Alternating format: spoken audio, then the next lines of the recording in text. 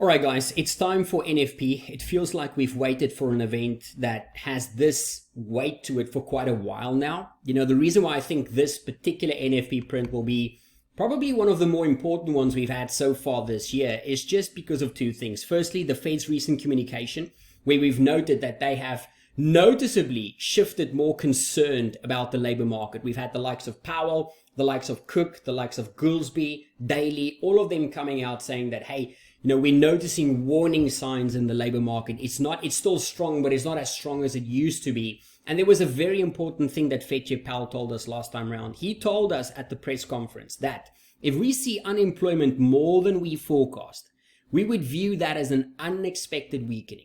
And what did they say they will do if they get an unexpected weakening? They say that if the labor market unexpectedly weakens, i.e. prints above what we forecast it would, that would also cause them to react, i.e. cut rates. Now, it's important here to remember that the summary of economic projections showed us, the one in June, that they are looking for a year-end total for the unemployment rate at 4% and a next year end-of-year total of 4.2%. Why is that significant? Because we are at 4% right now. Meaning that if we take what they said at face value, any print above 4% should see these guys react. Think about a number above 4.2%. If we were to print above what they think we will reach by the end of next year, geez, that would probably be the best case scenario for a trade today. So given their communication and given the fact that they've given themselves no wiggle room, that makes this print a lot more exciting than the other ones that we've had so far this year. The other thing that makes this print quite exciting today is obviously the recent data that we've had. That services ISM print really, it really caught the markets by surprise. That was a big deceleration that we had. Now, it's important to understand that all of this that we've seen is based on survey measures. The ISM manufacturing, ISM services, they are noisy, right? Just look at this chart. It's not uncommon for this thing to bounce all over the place. So it's very possible that whatever we see happen with this white line, that maybe we see it push back, right? If maybe we see that deceleration turn to an acceleration, it's possible, right? It's very possible for that to happen, which is why the markets, they don't make up their minds because of one ISM services print. But what the ISM services print did is it puts things like NFP into a lot more focus. The market said, wait, we need to watch this data now because what we've been seeing in the survey measures are pretty bad. Are we seeing the same thing follow through in the labor market, in the hard data? That's why this print's going to be, in my opinion, probably probably one of the more important ones we've had so far this year. Maybe even the most important one we've had so far this year. The thing that makes it tricky to trade is it's 4th of July week. That means a lot of US participants will more than likely be away today. Obviously not knowing that we were going to get, you know, ISM with that big of a miss on Wednesday. So the problem is that we're going to be facing thinner liquidity and lower volumes, which means there is a risk that even though this is going to be an important print, there is a risk that the markets discount whatever we get a little bit faster than we would like, even though it's a weighty number, because we've got thinner liquidity and lower volumes. Or it could be the opposite, like we saw with the Swiss franc yesterday with the CPI, where it's a marginal number and the market completely freaks out on it because of that thin liquidity and lower volumes. We never know which one it's going to be, which is why in these types of scenarios, even though it's going to be a much more important one than usual print, I'm probably going to look to reduce my risk on something like this. It's a very attractive thing to trade, don't get me wrong, and I wish it wasn't a holiday thin week, but because it is, I'm going to err on the side of caution. I'm just going to drop the risk a little bit down because you never know how the market is going to react to it because of that holiday thin condition. So having said all of that, let's look at the numbers. When we look at an NFP print, I know I'm going to sound like a broken record, but it's worth just quickly running through this. We never just look at NFP headline. We need to look at the jobs numbers or the jobs report as a whole. That means we've got 4 things we look at. The first one is the NFP, then the unemployment rate, then average hourly, average earnings month over month, and then average hourly earnings year over year. Those 4 prints together make up the jobs report. So the ideal scenario is that all 4 of these things comes in really bad, or all 4 of these things comes in really good. There are cases like we had with the prior print where one of them might not come in perfect, but the others comes in really, really good or really, really bad. That can still offer a trade. It doesn't all have to be an absolutely perfect miss or an absolutely perfect beat But obviously, the closer we can get to that perfect beat or miss, the better it is for our chances of success, right? So we want to look for a number that is a miss across the board or a beat across the board. The thing to keep in mind about the unemployment rate, of course, is that the lower that number is, the better it is. The higher that number is, the worse it is. So if we are talking about a beat in the data, it means upside for non-farm and upside for earnings, but downside for the unemployment rate. If we're talking about a miss across the board, we're talking for downside non-farm, downside earnings, upside the unemployment rate. So it's always going to be an opposite. So if I talk about a miss, just keep in mind that means a higher unemployment rate. If I talk about a beat, that means a lower unemployment rate. Now, looking at that beat and miss across the board, normally we just use the consensus, the prior, and then obviously the low and the high. And based on that, we try and find a number that makes sense to trade. Normally below the minimum should be fine and above the maximum should be fine, because that goes on the outskirts, right? You're pushing below or above what anybody that was analyzed or forecasted for these, that was polled for these numbers, it falls outside their range. But because there's so many analysts that gets polled for these big high ticket events, there can be outliers which we can look to exploit, meaning that we don't necessarily have to find a number that is close to or below the minimum or close to or above the maximum to provide us with a trigger. We can find a number in between. So let's quickly do that then and find those numbers that makes the most sense. Let's start with the NFP itself.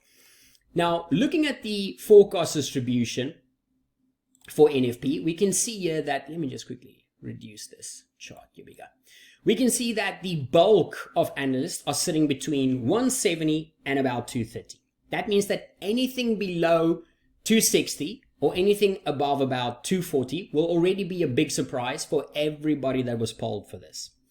So with that in mind, the minimum number that I would be looking for a miss is anything 160 or lower.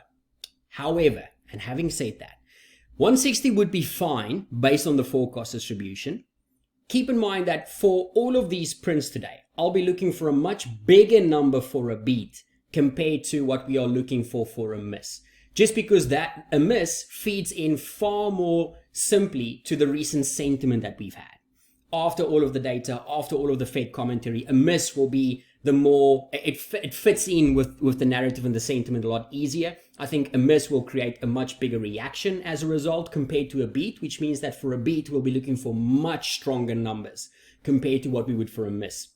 Now, coming back to the miss, in terms of 160, even though 160 would do the trick, man, if we can get something below 136, that'll just be the perfect miss we can probably ask for. Why? Because if we take a look at the chart of the NFP, we'll see that the lowest number that we had in this entire last 3-year stretch has been 136. That's the December 2022 low. So if we were to print below 136, that'll be the lowest print we've had for NFP going back to that big miss we had back in December 2020. So below 136 will be, in my opinion, the perfect miss we can ask for. But I would take 160 or lower. 160 should be fine.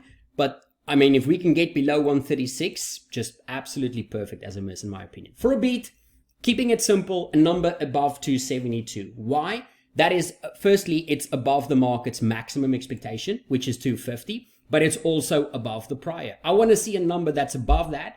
Or I don't know whether it's going to be worth it if we see a number that's not at least above the prior. Look, don't get me wrong. If we print 260, it's still going to be a huge surprise, and we could still trade at 260, But then we would need all of the other things to come in good as well, right? So think about it in that context. 260 could still be fine, but then we would need to see the unemployment rate lower and the earnings numbers all higher to give us conviction to trade something like that. Right, so that is the NFP. What about the unemployment rate? For the unemployment rate, this one is probably the most important one for today. Why? Well, because of what we discussed, right? The Fed is expecting this to stay 4% for the remainder of this year. We've got 5 months left, 6 months left, right? If you look at the data obviously being a month behind. So we've got a lot of months left for that number to stay at 4%, which means the stakes is really, really high for this one. They have projected the unemployment rate to be at 4.2% by the end of next year. We need like 3 or 4 really bad NFP prints to be at 4.2 or higher. So the stakes are super, super high for this one. In terms of the unemployment rate, we know that expectations for this is to print in line with the prior at 4%. I'll be looking for a number that's 4.1 or higher. Why? It's obviously above the prior. It's not above the max, take note. The max for this is actually 4.1. If we match that, it'll be fine for me. Why? Because it'll be above, where's that number? It'll be above the Fed's year-end target of 4%. Anything above 4% will do the trick for me. So 4.1 as a miss, I think will be good enough. In terms of a beat, 3.8 or lower. That is below the prior and it's below the minimum. Again, we need a slightly bigger threshold for a beat today compared to that of a miss. What about earnings month over month? Quite simple here. The outlier number is 0.2. So I think if we get there or lower, that should be good enough for a miss. It's way below the prior of 0.4. I mean, at 0.2, you know, it's a big drop. It's a 0.2% drop on the month over month. That's big. So even though that is the minimum, I think that'll be fine. When it comes to the max though, I'll be looking for a number above the maximum, even though it's an outlier. I'll be looking for 0.5 because I don't just want it above the max, I want it above the prior as well. The prior was 0.4%. So 0.5 I think is what we need for the month over month. In terms of the year over year, last time around we had a big upside surprise, if you guys remember. The upside surprise came in at 4.1%. Now you can see the markets are expecting quite a big deceleration from there. Last time we came in at 4.1, markets are expecting this to drift all the way down to 3.9. I do think that, like I said, yeah, if the unemployment rate comes in with a big miss and NFP as well, I think 3.9 will even be fine as a miss because it's already a big deceleration, right? It's already from 4.1 down to 3.9. But if these don't come in with as big a miss, then I would need to see a number that's 3.8 or lower, just to give us a miss. So even if it comes in as expected at 3.9, I think that might actually be fine. But again, then we would need these to come in with a much bigger miss, if that makes sense. For a beat, looking for a number that's 4.1 or higher, basically above the max as well as the prior. The max is at 4%. And the prior, as you know, is at 4.1. So I'll be looking for a number that's either matching that 4.1 or pushing above it. That would be my perfect scenario for a hawkish outcome or a dovish outcome. In terms of expected reactions across the majors, you guys should know this by now. For a dovish outcome, dollar down, yields down, equities up, precious metals up. For an inline print, you would expect sideways price action with a slight lean towards, you know, a dovish reaction based on the ISM services, but it's too low of a conviction to want to trade that by any means. A hawkish outcome, expected reaction would be the opposite. Dollar up, yields up, equities and precious metals lower. Now, preferred trades on both sides. Let's start with the hawkish side first. Preferred here would be dollar longs, obviously. I would prefer to stick to pound dollar short, Aussie dollar short, gold short. Why pound dollar? Well, I'm bearish pound already, as you guys know. It's not a trade that's really been working for me right now, but I just see absolutely no reason for sterling to be at these levels. Based on the Bank of England that is expected to cut, the recent data that we've seen showing deceleration, I think there's a path of least resistance that's lower and not higher. So pound dollar, shorting that from these high levels around 120, let's just call it the 128 psychological. That looks quite sexy. Looking for a move back down towards 127 looks possible if the number is hot enough. In terms of the Aussie dollar, I've spoken about this a lot. We did break back above that key level of resistance for the Aussie, which does make further upside possible here. I think this trade has gone too far when it comes to the Aussie. I think all of the divergence for policy has been priced in. I think it's trading at too high levels compared to the likes of other prices that we've seen, like the yuan, like copper, etc. Think that can provide some downside opportunities for this, even if it's a move back down towards these prior range lows or range highs now. Prior resistance now support around 67, 66.90 could do.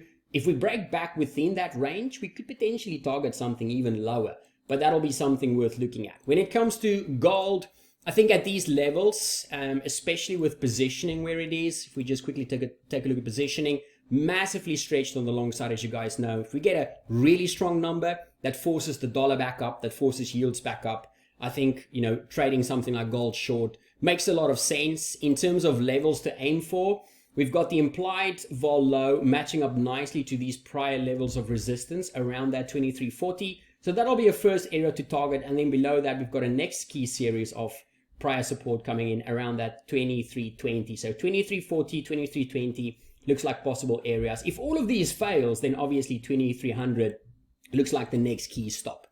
What about the opposite? What about a dovish outcome? For that, obviously dollar shorts will do the trick.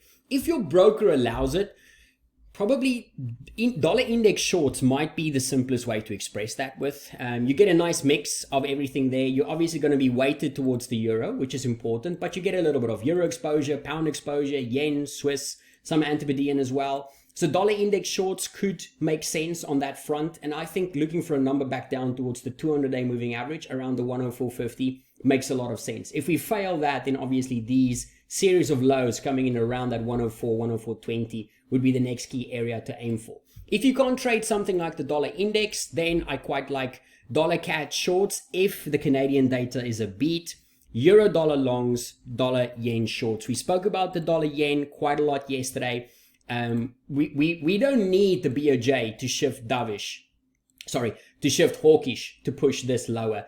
The carry attractiveness will diminish if US yields should tumble. What would make US yields tumble quite a lot? Well, I think a massive miss in jobs data, right? So dollar yen could be attractive as long as we can push below 160, which on a massive miss shouldn't be too much of a stretch. I think we could aim for those round numbers, 159.